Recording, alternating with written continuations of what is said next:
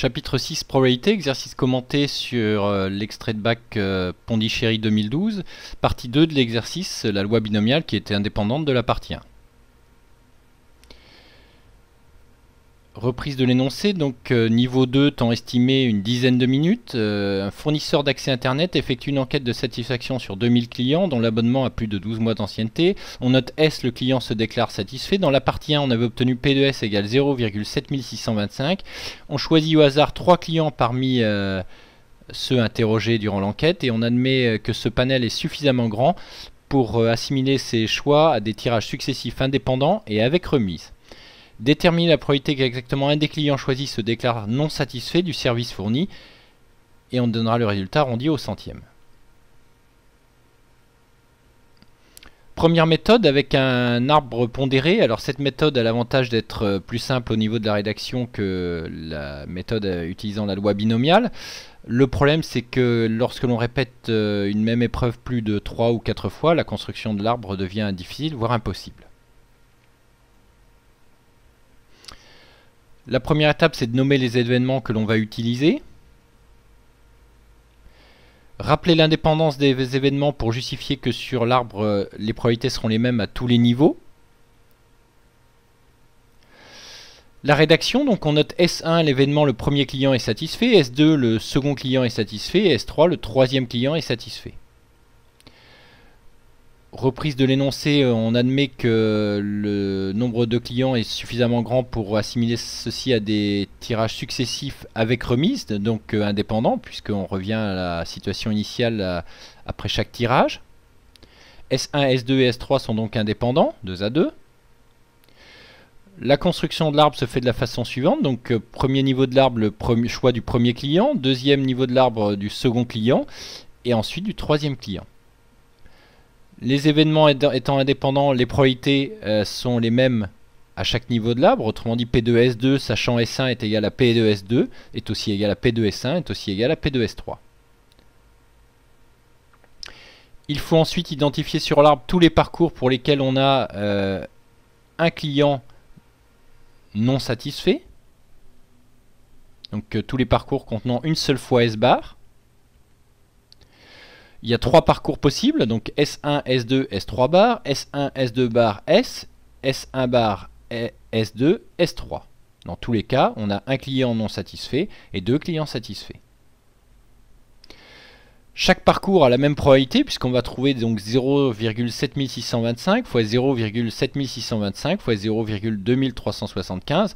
C'est juste l'ordre qui va changer, mais pour chaque parcours, on a la probabilité 0,7625 au carré fois 0,2375.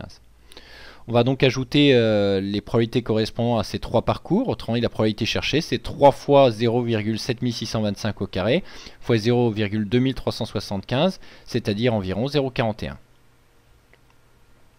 Phrase de réponse pour présenter correctement dans un sujet de bac et encadrer la réponse. La probabilité qu'un des clients choisis se déclare non satisfait est environ 0,41. Méthode la plus simple à mettre en œuvre mais impossible à utiliser avec plus de 4 ou 5 événements successifs. Méthode 2 en utilisant la loi binomiale, c'est-à-dire sans utiliser d'arbre mais il faut faire la rédaction correspondante. Donc identifier l'épreuve de Bernoulli répétée. Une épreuve de Bernoulli est une expérience aléatoire qui n'a que 2 issues possibles. Préciser ces 2 issues possibles et les probabilités correspondantes. Vérifier ou justifier en reprenant l'énoncé comme précédemment que ces épreuves sont indépendantes. Préciser la variable aléatoire utilisée, c'est-à-dire la variable qui compte le nombre de succès obtenus parmi les n répétitions. Ici on répète 3 fois la même épreuve. Rédaction complète avant de faire les calculs. On considère donc l'épreuve de Bernoulli consistant à choisir un client au hasard. Les issues possibles sont donc S et S bar avec P de S égale 0,7625 et P de S bar le contraire 0,2375. X est la variable aléatoire donnant le nombre de clients satisfaits parmi les 3. Donc X peut prendre les valeurs 0, 1, 2 ou 3. Comme précédemment, on admet que ce panel est suffisamment important pour assimiler ceci à des tirages successifs avec remise et donc indépendants. Donc ces épreuves sont indépendantes. On répète 3 fois successivement et de manière indépendante ces épreuves de Bernoulli. Donc x suit la loi binomiale de paramètre 3, 0,7625, que l'on peut noter b, 3,0,7625. On veut un client insatisfait, donc 2 satisfaits, c'est-à-dire finalement x doit être égal à 2. On cherche donc la probabilité que p de x soit égal à 2. Rappel de la formule des probabilités avec la loi binomiale, p de x égale k, autrement dit la probabilité d'obtenir k succès parmi n épreuves, c'est le coefficient binomial nk, p de s à la puissance k, et p de s bar, tout ce qui reste, donc à la puissance n-k, pour obtenir donc la probabilité de p de x égale k. Dans notre exemple, p de x égale 2 égale 3,2 fois p de s au carré fois p de s bar. Donc au passage, un rappel sur l'utilisation de la calculatrice. Si on va donc dans le menu calcul, puis options, ensuite on sélectionne probabilité, et on peut calculer le coefficient binomial, donc 3, 2, n égale 3, r égale 2, il faut donc taper 3, NCR 2. Tandis que ce coefficient binomial vaut 3. Ce qui correspond aux 3 parcours que l'on avait identifiés sur l'arbre avec la première méthode. On peut aussi calculer directement la probabilité dans le menu Stat, ensuite Dist, puis Binomial, et ensuite BPD pour calculer P de x égale K, et BCD quand on veut calculer P de x inférieur ou égal à K. Donc F1. Les données sont une variable et non pas une liste.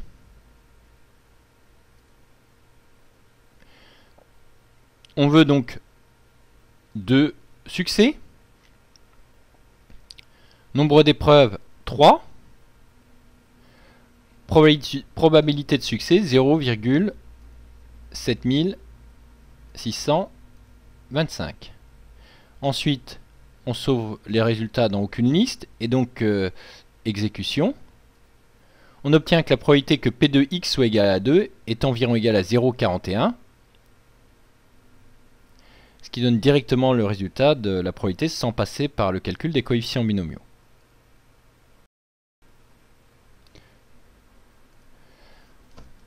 On a donc ici coefficient binomial 3, 0,7625 au carré fois 0,2375, environ 0,41. On retrouve évidemment le même résultat que précédemment, avec une méthode différente, c'est-à-dire sans utiliser d'arbre. L'avantage de cette méthode, c'est qu'on peut l'utiliser même si on répète 10, 15, 20, 30 épreuves. Le principe est exactement le même.